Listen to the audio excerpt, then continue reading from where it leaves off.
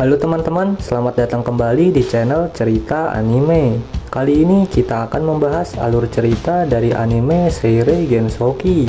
Tanpa basa-basi lagi, langsung saja kita mulai ceritanya.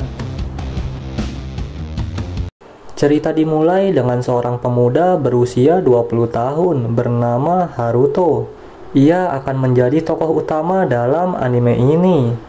Hari itu Haruto sedang naik bus, dan di sana ada dua penumpang lain, seorang anak perempuan dan remaja perempuan.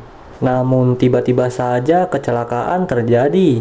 Bus yang mereka tumpangi tertabrak kereta dan semua penumpangnya meninggal dunia. Setelah kematiannya, jiwa Haruto terlahir kembali di dunia lain, atau biasa kita sebut sebagai isekai. Di dunia baru ini, ia hidup sebagai seorang anak laki-laki bernama Ryo. Kehidupannya awalnya bahagia bersama sang ibu, karena ayahnya sudah lama meninggal. Tapi semuanya berubah saat Ryo berusia 5 tahun. Ibunya dibunuh oleh sahabat ayahnya sendiri.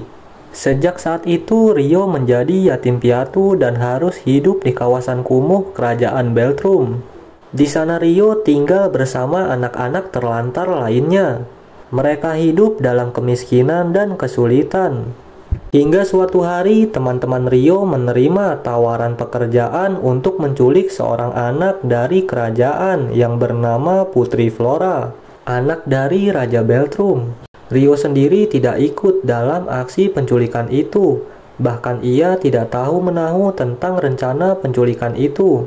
Karena kelaparan, Ryo keluar mencari makanan dan meninggalkan teman-temannya di rumah.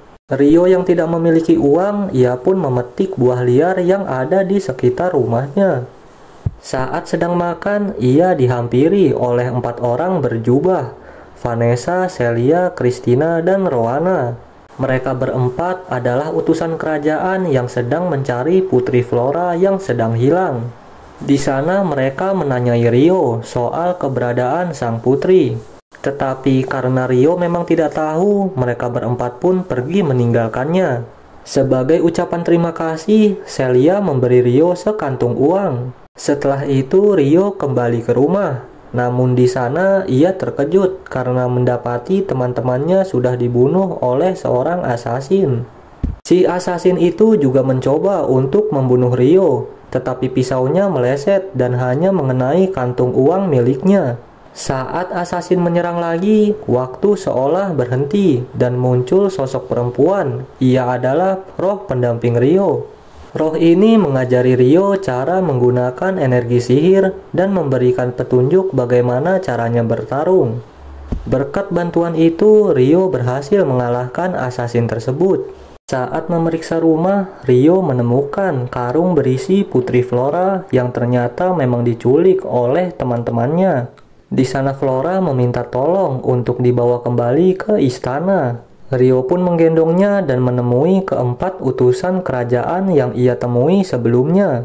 Sayangnya karena Ryo hanya anak miskin dari kawasan kumuh, ucapannya tidak dipercaya. Ryo malah dituduh sebagai pelaku penculikan. Ryo pun dibawa ke istana untuk diinterogasi. Sementara itu, rumah tempat Ryo tinggal menjadi TKP penyelidikan. Para prajurit kerajaan menemukan bahwa asasin yang menyerang Ryo sebelumnya masih hidup dan berhasil ditangkap. Tetapi saat dibawa, asasin itu tiba-tiba mati secara mendadak.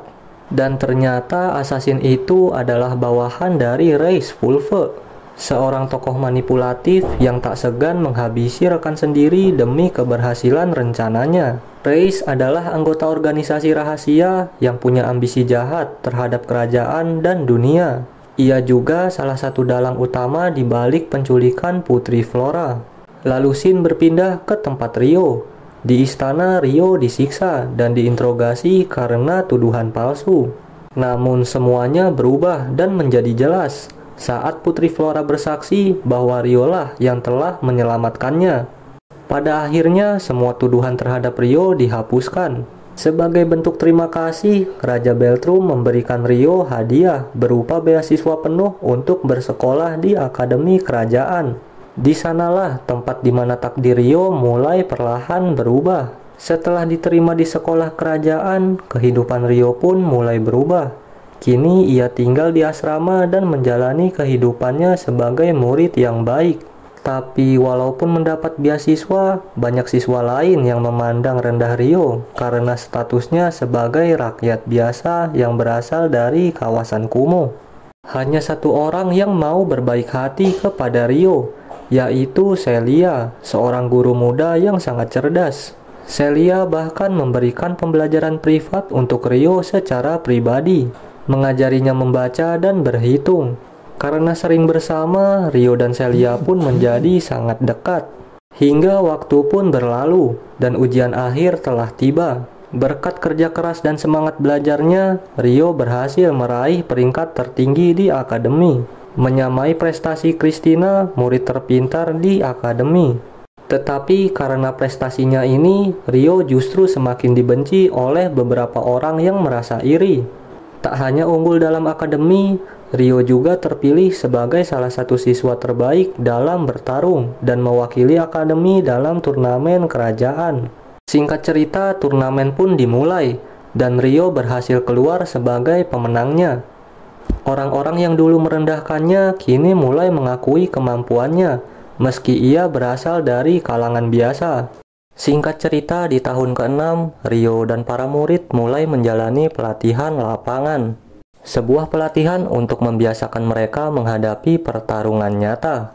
Rio ditempatkan di kelompok yang dipimpin oleh Alphonse Rodin dan wakilnya yang bernama Stewart. Keduanya tidak menyukai Rio dan sering merendahkannya. Rio bahkan hanya diberi tugas untuk membawa barang-barang para siswa. Saat pelatihan dimulai, Alphonse salah memilih arah dan membawa kelompoknya menuju jalan buntu di tepi jurang. Lalu masalah selanjutnya datang. Tiba-tiba monster orc muncul dan menyerang kelompoknya. Stewart yang terluka akibat serangan orc malah berlari tak karuan dan secara tidak sengaja mendorong Flora ke dalam jurang. Melihat itu, Rio sigap menyelamatkan Flora dan melemparkannya kembali ke atas dengan sihir angin. Namun dirinya sendiri tidak sempat kembali dan akhirnya jatuh ke dasar jurang. Sayangnya Stewart justru menuduh Rio sebagai orang yang mendorong putri Flora. Meskipun Flora membantah tuduhan itu, orang-orang lebih memilih mempercayai ucapan Stewart. Menyadari bahwa dirinya akan terus dipersalahkan, Rio pun memilih untuk tidak kembali ke kelompoknya. Sebenarnya serangan monster ini sangat aneh, karena area pelatihan seharusnya sudah dibersihkan dari para monster. Dan ternyata semua ini adalah ulah dari Reis, yang sengaja mengirim monster kuat untuk mencelakai putri Flora. Bukan hanya orc dan goblin, Reis bahkan mengirim seekor Minotaur. Saat Minotaur muncul, Alphonse dan siswa lain melarikan diri meninggalkan putri Flora sendirian. Mengetahui itu, Rio tanpa ragu bertarung sendirian dan berhasil mengalahkan Minotaur untuk menyelamatkan Flora. Sejak hari itu, Flora merasa berhutang budi kepada Rio. Singkat cerita, setelah pelatihan selesai, penyelidikan pun dilakukan. Dan akhirnya terbongkar bahwa Stewart lah yang menyebabkan Flora jatuh ke dalam jurang. Namun, karena Stewart berasal dari keluarga bangsawan, ia ingin menjaga nama baik keluarganya. Ia meminta bantuan kepada Gustave, kerabat sekaligus sesama bangsawan untuk memutarbalikkan fakta dan tetap menuduh Rio. Di sisi lain, Rio yang tahu dirinya difitnah memutuskan meninggalkan kerajaan Beltrum. Ia memilih menjadi petualang dan memulai perjalanan ke daerah Yagumo, tanah kelahiran mendiang ibunya. Dalam perjalanan ini, Rio juga bertekad meningkatkan kemampuannya untuk membalas dendam kepada orang yang telah membunuh ibunya. Sebelum meninggalkan kerajaan, Rio sempat berpamitan dengan Celia, guru yang sangat peduli kepadanya. Di sana Rio berjanji akan mengirim surat dan kembali ke kerajaan setelah semua masalahnya terselesaikan. Namun di sisi lain, Gustave yang tak ingin Rio membocorkan kebenaran, mengirim seorang budak manusia setengah binatang bernama Tifa untuk mengejar dan membunuh Rio. Setelah meninggalkan kerajaan Beltrum, Rio akhirnya sampai di negara tetangga, kerajaan Galark, tepatnya di kota Amande. Di sana Rio berkeliling kota dan menemukan sebuah toko yang menjual mie. Karena penasaran, Rio langsung mencobanya. Mengingat makanan itu mirip sekali dengan mie yang pernah ia makan saat masih di Jepang. Pedagang mie itu mengatakan bahwa pencipta mie tersebut adalah Liselotte, penguasa dari kota Amande. Dari situ Rio mulai curiga bahwa Liselotte mungkin berasal dari dunia yang sama dengannya, yaitu Jepang. Setelah puas berkeliling kota, Rio melanjutkan perjalanannya kembali. Di tengah perjalanan, Rio menemukan seorang anak kecil yang sedang pingsan. Saat Rio mencoba mengeceknya, ternyata anak itu adalah Tifa, seorang budak setengah manusia binatang yang dikirim Gustav untuk membunuhnya. Pertarungan pun tak bisa dihindari. Tifa dengan kecepatan dan kelincahan khas manusia setengah binatang cukup merepotkan Rio. Namun setelah berhasil mengalahkannya, Rio sadar bahwa Tifa hanyalah korban yang telah dimanipulasi. Karena sifat baik hatinya, Rio melepaskan segel budak yang tertanam di tubuh Tifa dan memberinya kesempatan untuk hidup bebas. Merasa berhutang budi dan tidak memiliki tujuan hidup lagi, Tifa memohon agar diizinkan ikut bersama Rio. Awalnya Rio merasa keberatan, tapi karena rasa kasihannya, Rio akhirnya mengizinkan Tifa untuk ikut dengannya. Hanya mencapai Belantara, sebuah tempat di mana manusia setengah binatang hidup dengan damai. Singkat cerita, Rio dan Tifa pun tiba di desa Belantara. Karena hari sudah malam, mereka berdua memutuskan untuk beristirahat dan melanjutkan perjalanannya esok hari. Namun tanpa diduga, mereka diserang oleh pasukan penjaga desa Belantara. Mereka berempat bernama Orpia, Sarah, Uzuma, dan Alma. Keempat penjaga itu salah paham dan mengira Rio adalah penculik. Rio pun berusaha menjelaskannya, tetapi para penjaga tidak mempercayainya hingga akhirnya pertarungan terjadi. Dalam kekacauan itu, Rio pun berhasil dilumpuhkan. Saat sadar, Rio mendapati dirinya berada di kamar tahanan. Di sana Rio bertemu dengan keempat penjaga yang telah menyerangnya sebelumnya. Setelah mendengar penjelasan dari Tifa, akhirnya keempat penjaga itu sadar bahwa mereka telah salah paham dan mereka meminta maaf kepada Rio. Keesokan paginya, sebagai permintaan maaf resmi, para tetua desa Belantara mengundang Rio untuk menghadiri rapat desa. Bukan hanya meminta maaf, para tetua juga memperlakukan Rio dengan sangat hormat. Itu karena setelah diperiksa, ternyata di dalam tubuh Rio tertidur roh spirit kelas atas yang berwujud manusia.